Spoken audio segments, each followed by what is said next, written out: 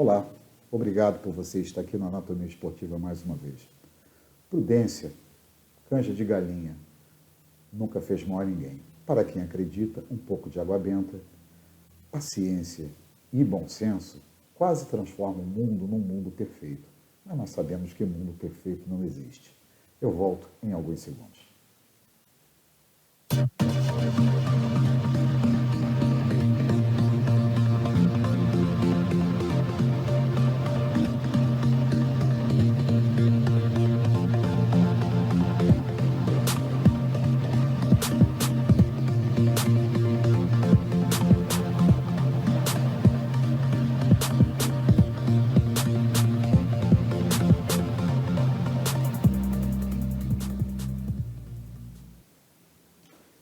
Obrigado a você que está nos assistindo em mais um Anatomia Flamengo, análise de pré-jogo. Esse é o número 10 e nós vamos falar aqui rapidamente sobre o jogo de hoje à noite entre Atlético Goianiense e Flamengo, válido pela segunda rodada do Campeonato Brasileiro de 2020. Um jogo que tem uma certa curiosidade por tudo que está acontecendo no mundo hoje em dia. Alguns jogadores do Atlético foi descoberto, na verdade, tiveram um exame em que estavam infectados pela Covid-19. Entretanto, houve uma liberação, houve um recurso através da diretoria do Atlético e conseguiu liberar esses jogadores para o jogo de hoje à noite. Não quero entrar em detalhes científicos, técnicos, medicinais ou detalhes da medicina, porque eu não tenho absolutamente a menor competência para tal. Se os homens chegam à conclusão de que é possível que os jogadores exerçam a função, a profissão deles normalmente na noite de hoje, vamos aguardar. Com um pouco de receio, um pouco de medo, sem dúvida alguma. Nós não estamos atravessando um momento de regularidade, não só no Brasil como no mundo, mas temos que aguardar e confiar principalmente na palavra dos médicos. Falando um pouco, eu comecei falando de bom senso e canja de galinha. O último jogo do Flamengo fez com que, na verdade não fez, eu estou usando a expressão errada, me desculpe. Na verdade, surgiram vários comentários e várias pessoas descontentes com o resultado. Obviamente que nós não estamos aqui para impor regras a alguém, o mundo é livre, cada um tem o pensamento que achar melhor, mas eu não posso ficar mudo em relação a isso, porque não se começou um trabalho de um novo treinador, no caso do Flamengo, não se tem tempo para se demonstrar esse trabalho e já começam as críticas, muito talvez pela preferência que cada um tenha por um novo treinador, não gosta desse, não gosta daquele, mas nesse calor, nessa forma apaixonada que todo torcedor do Flamengo, como outros times também tem, esquece-se de algumas coisas que são bastante importantes, como, por exemplo, ele não conhece o futebol brasileiro, ele não conhece o time do Flamengo, e ele não conhece basicamente os nossos adversários. Essa história, por exemplo, de que eu conheço como o Flamengo joga, isso é muito, apesar de ter vários portais, que informam como o jogador se posiciona, o treinador de futebol tem acesso a uma série de informações, e o departamento do Flamengo também, de análise de desempenho, tem essas informações. Somente a prática é que traz exatamente a perfeição, se é que existe a perfeição, melhor dizendo. E o futebol não é como a matemática, não é como a música, que em qualquer lugar do planeta é exatamente igual. O futebol tem as suas variações, o futebol tem a sua cultura local, tem uma série de fatores que influenciam nesse jogo. Então, a única coisa, se vocês me permitem, a única coisa que eu peço é calma, nem começou, o campeonato está exatamente no início. Indubitavelmente, o Flamengo não é o mesmo Flamengo de 2019, é uma série de questões que envolvem isso. É um time que se conhece mais, mas ao mesmo tempo nós não estamos passando por um período normal. Nós não estamos em março ou abril de 2020, nós estamos em agosto, no meio de agosto praticamente. E isso traz uma série de consequências na parte física, na parte psicológica, tudo está diferente. Não é possível que um técnico, ao chegar, ele já tenha o seu modelo de jogo absolutamente implantado e os jogadores absolutamente sabem como devem executar cada um as suas funções. Não estou aqui passando pano, nem desculpando uma derrota. Falhas foram cometidas, mas elas também serão consertadas. É necessário dar um tempo ao tempo. Quando eu analiso hoje, por exemplo, o jogo do Flamengo contra o Atlético, eu não tenho muito a dizer. Eu ainda vou demorar pelo menos uns 6 a 8 jogos para chegar aqui e afirmar se o Flamengo está no caminho certo ou no caminho errado. E quem sou eu para afirmar isso? Não posso. Sinceramente, eu não posso ser hipócrita a esse ponto de querer colocar o meu ideal ou o ideal da anatomia esportiva, quando a gente fala de Flamengo, para o seu ideal. Aqui a gente não impõe nada. A gente traça alguns caminhos, a gente traz pessoas aqui que pensam no jogo conosco e a gente tenta achar uma solução. É a ideal? Não, não temos essa presunção. Eu falo isso em meu nome, em nome do Pablo e em nome dos nossos convidados que vêm aqui. Mas eu peço a você, antes da raiva, antes da grande decepção, procura ler, procure entender um pouco melhor o jogo, procure. Você tem tantos profissionais escrevendo sobre futebol, você tem o Biratã Leal, você tem Rafael Oliveira, você tem Leonardo Miranda, você tem André Rocha. Todos esses profissionais, eles estudam esse esporte diariamente. É a função deles, é a profissão deles, além de escrever sobre outras coisas.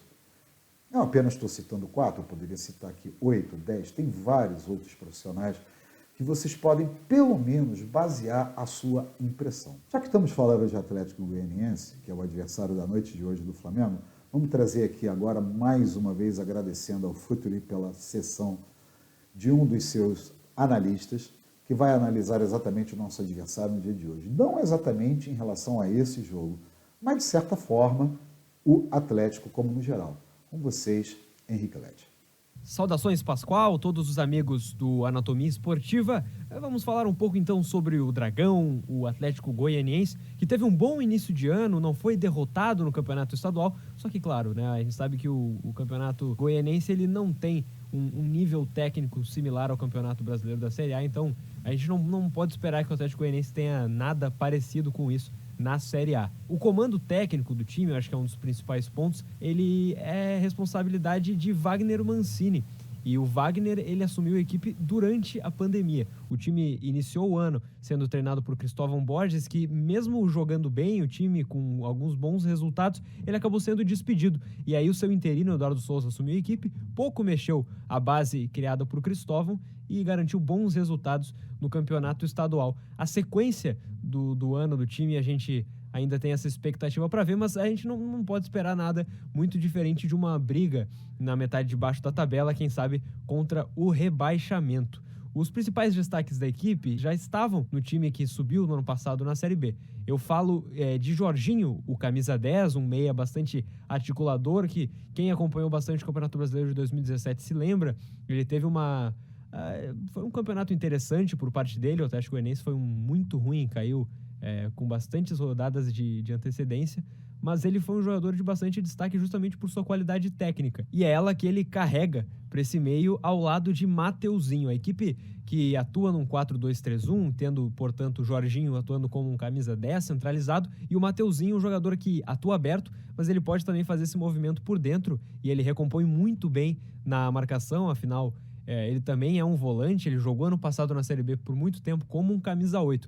Então o Atlético Goianiense tem esse jogador, o Mateuzinho, como um dos seus destaques, e ele é um cara bastante agudo.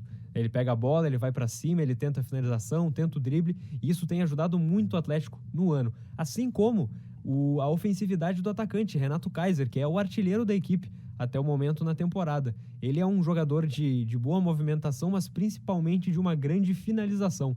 Ele chuta com bastante força, não precisa de muito espaço para arrumar o chute, então com certeza ele precisa ser cuidado pelos defensores que estão atuando contra o Dragão, né?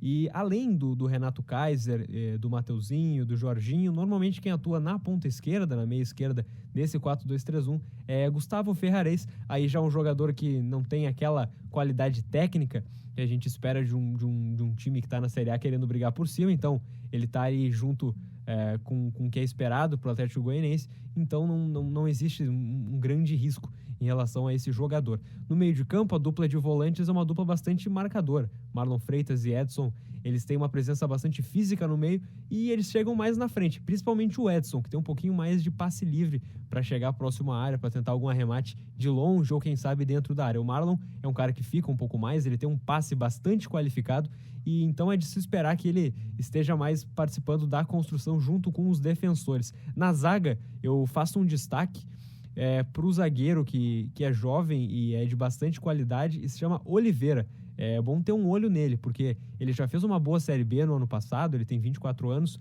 e nesse Campeonato Brasileiro talvez ele aflore, talvez seja o grande torneio para ele que falta para ele dar um salto na carreira. Jogador jovem, com uma imposição física bastante interessante e também com qualidade com a bola nos pés.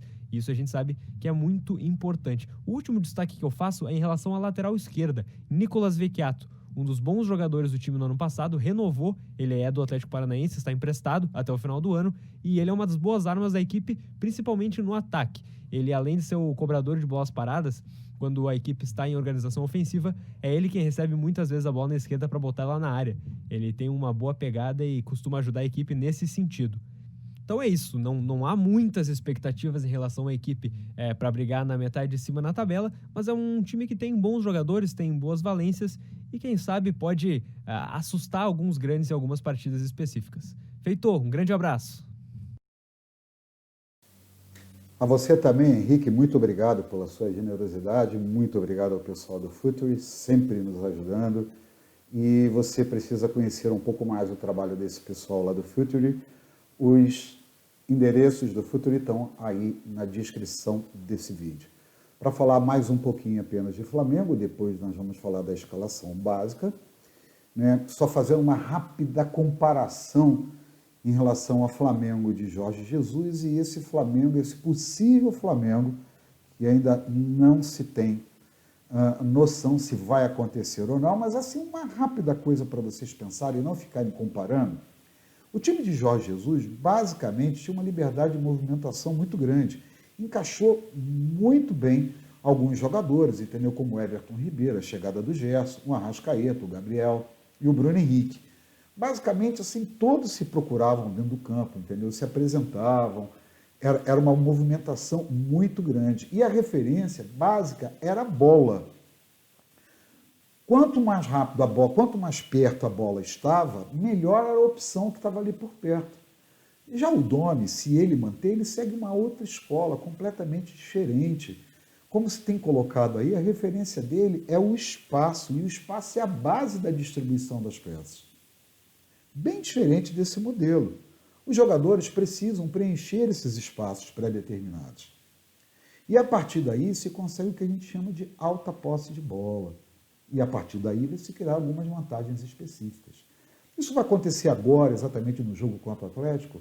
Não sei. É muito provavelmente que não.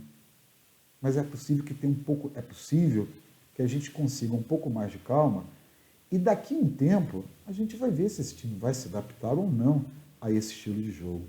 Pela inteligência tática que eu sempre falo e pela inteligência dos nossos jogadores, eu acredito que não tenha muita dificuldade dessa mudança de filosofia. Esqueçam, por favor, Jorge Jesus. Jorge Jesus agora é uma referência que precisa ser pesquisada e buscada. Jorge Jesus virou um verbete. É passado.